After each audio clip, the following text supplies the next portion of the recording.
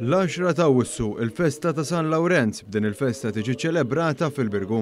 Lejlet il-festa f'ġurnata sajfija mill-aktar sħuna, il-festa kienet fl-qwa tagħha biċ-ċelebrazzjonijiet u l-marx tad-Dedew.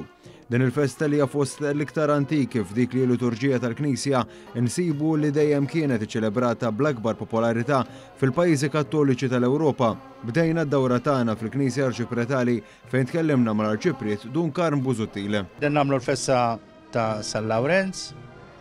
Bħal kull sena hawnhekk hawn ħafna entitajiet li kollha jaħdmu flimkien għal għan wieħed biex inkabru din l-imħabba lejn dan il-qaddis illi immiss il-qlub ta' kulħadd. Fil-qalba ta' din il-Knisja stajna naraw il-vara artistika ta' San Lawrenz li jimlibsa bil-ħwejjeġ. F'dari din l-istatwa kienet titlibbes għal-festa ftit jiem qabel l-10 ta' Awwissu f'Riġrejn l-artal tal-Kurċifis.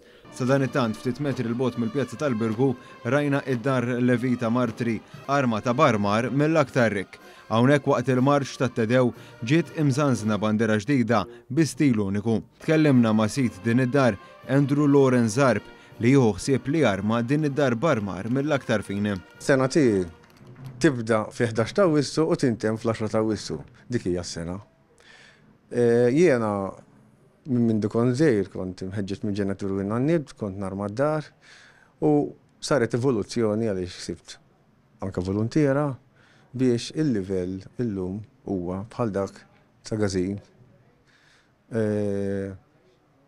Għaliex għaw ħafna armar prezzjuż. Fil-pjazza tal-Belt rebbieħa tkellimna wkoll ma' Bjorn Kallus, President tas-Soċjetà Filarmonika San Lawrenz, fejn qalilna dwar il-ħidma li ssir fil-jiem tal-festa. Kellna l-marċ dak tal-Antiviġilja, marċ magħruf sew mad-dilettanti Maltin, issa llum qegħdin għall-marċ tat-Tedew, ma ta' filgħodu f'nar il-festa nerġgħu nagħmlu marċ ieħor ta' siegħa fejn naġbru l-laqdiet kollha tal-Birgu flimkien u waslu sal-Knisja fejn nkunu anke qed nilqgħu lill-President tal-Parlament Ewropew kif ukoll l-Eċċellenza tagħha l-President tar-Repubblika ta' Malta.